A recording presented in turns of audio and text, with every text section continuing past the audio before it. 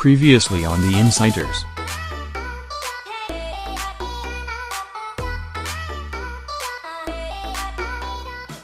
Number 6.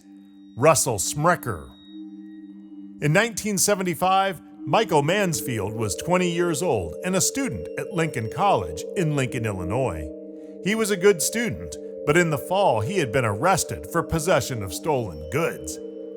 The district attorney made a deal with him that they would drop the charges if he testified that a fellow student, 21-year-old Russell Smecker, gave him the stolen goods. Mansfield decided to take the deal. For the Christmas holiday, he went back to his parents' home in Rolling Meadows, Illinois. On New Year's Eve, he walked out the door and disappeared. On June 2, 1976, the co-workers of 51-year-old Ruth Martin, who lived in Lincoln, became worried when she didn't come into work. They got in contact with her husband, who left work and went directly home. In the garage, he found a .22 caliber bullet and a bloodstain. But Ruth Martin was nowhere to be found. 2 days later, her car was found abandoned in Bloomington, Illinois. The police found more blood in the trunk. On October 9, 1976, a call came in to the 911 dispatch in Lincoln because shots were fired in a quiet neighborhood. The police went to the home of Jay and Robin Fry, who were both 25 years old. They had been gunned down with a shotgun. Sadly, Robin was 3 months pregnant with their first child. At the time, the police had no idea that the two disappearances and the double murder were connected. Then they started to look into what possible motive someone could have to kill Ruth Martin and the Frys. They soon saw a connection. Jay Fry and Ruth Martin were going to testify against Smecker for stealing. Jay worked at a grocery store and chased Smecker down in the parking lot after he stole an item.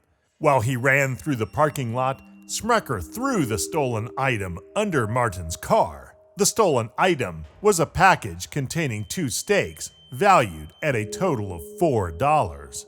Robin Fry was only killed because she was in the wrong place at the wrong time. They also found out that Michael Mansfield had disappeared before he had a chance to testify against Smecker.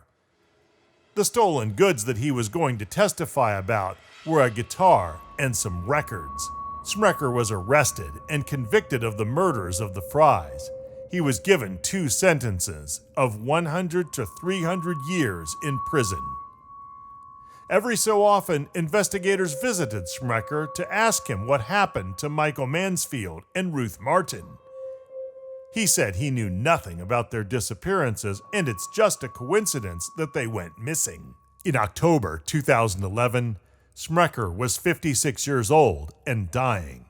That is when he finally admitted to killing both Michael Mansfield and Ruth Martin.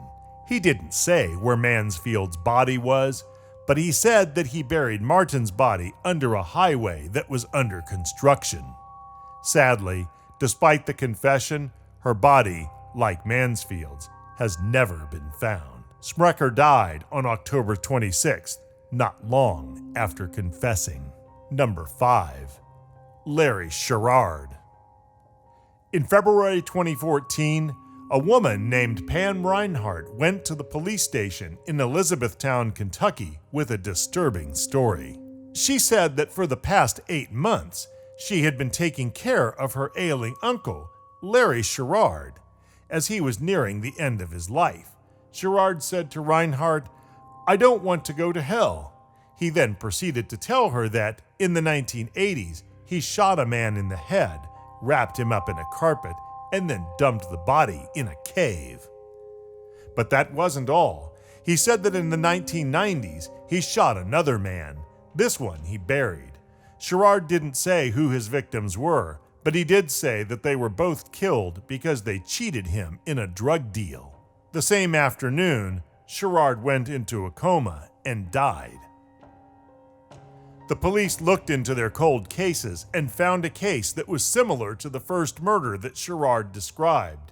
In July 1989, spelunkers found a body at the bottom of a cave with a bullet hole in his skull. He was identified as Thomas Jones Jr. The police went to the area where Sherard said the second body was buried. They found bone fragments and pieces of clothing. That victim has never been identified. Number 4. Christine Kett. On the evening of January 11, 1867, a teenage boy found the bloody body of his 18-year-old sister, Christine Kett, in their Dayton, Ohio home. He went to get the neighbors and the police were notified. Christine's body was in the kitchen doorway that led to the cellar. Her lower body was in the kitchen and her upper body was at the top of the stairway. Her head had sustained several blows with a sharp object, like a hatchet or an axe. There was also a pistol found near her body, and Christine had gunpowder on her fingers and face, but it didn't appear that a bullet had been fired. A short time later, Christine's mother, who was also named Christine, came home and found a group of people in front of her house. She became hysterical when she was informed that her daughter had died. Over the years, the police finally concluded that Christine accidentally shot herself after she tripped while carrying the pistol.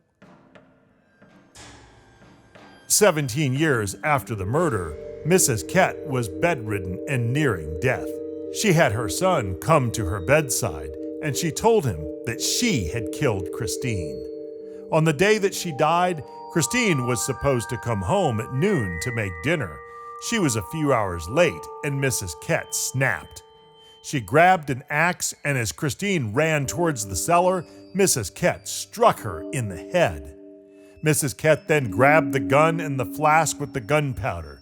She smeared the gun on Christine's fingers and her cheek and planted the gun.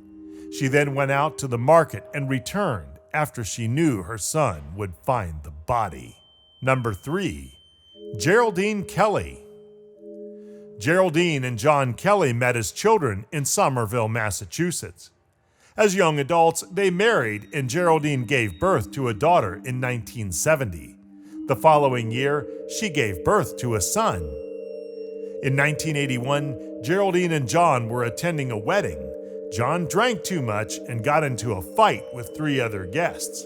The fight resulted in the death of John's brother-in-law. Fearing he might be charged with the death, John packed up his family and they moved out west. The family ended up in Ventura, California, where John and Geraldine landed jobs at a motel. John continued to drink and the couple would fight. Their kids moved out in 1989 and became estranged from their parents. In early 1992, Geraldine called her kids and told them John was dead. He had been struck by a car while he was out of town. She also relayed a similar story to the owner of the motel. Geraldine continued to work there for another 6 years until she moved back to Somerville in 1998. In November of that year, Geraldine was on her deathbed, stricken with breast cancer. Her daughter came to see her, and Geraldine said that she had killed John in late 1991. She said he was abusive, so she shot him. Then said that his body was in a freezer in a storage locker, and it wasn't a storage locker in California, it was one in Somerville. When she moved across the country, she had the freezer with the dead body of her husband inside of it and shipped across the country with her. After Geraldine died, her daughter went to the police and they found the skeletal remains in the freezer. John had been shot once in the back of the head. The police also found the murder weapon among Geraldine's possessions. Number 2. Mark Reed. Mark Reed was a notorious Australian gangster with the nickname Chopper, who had already published an autobiography entitled How to Shoot Friends and Influence People. He had spent 23 years in jail, but he had never been convicted of murder. The book had claimed that he was involved in the murders of 19 people, but sometimes people have been known to exaggerate in order to make sales. When he realized that his liver cancer was terminal, however, Mark Reed decided to set the record straight. During the interviews, which had to be carried out over 16 days due to Reed's failing health, he confessed to shooting 3 men and strangling a convicted child killer while he was in prison. Among his victims was the head of the Outlaws motorcycle gang, Sidney Collins, who had been missing for more than 10 years. Reed maintained that Collins had turned him into police after Reed had shot him in the stomach during a dispute over money. Apparently, he considered the stomach shooting thing petty and not that sort of thing you call the cops about. The death of the child killer in his cell had been recorded as a suicide. Number 1. Roy Heath. Roy Heath was a man who had always moved in dubious circles. A known associate of the legendary East End gangsters the Cray Twins, Heath was in the end stages of terminal cancer in 2009 when he confessed to police that he had strangled Mohammed Taqi 12 years earlier.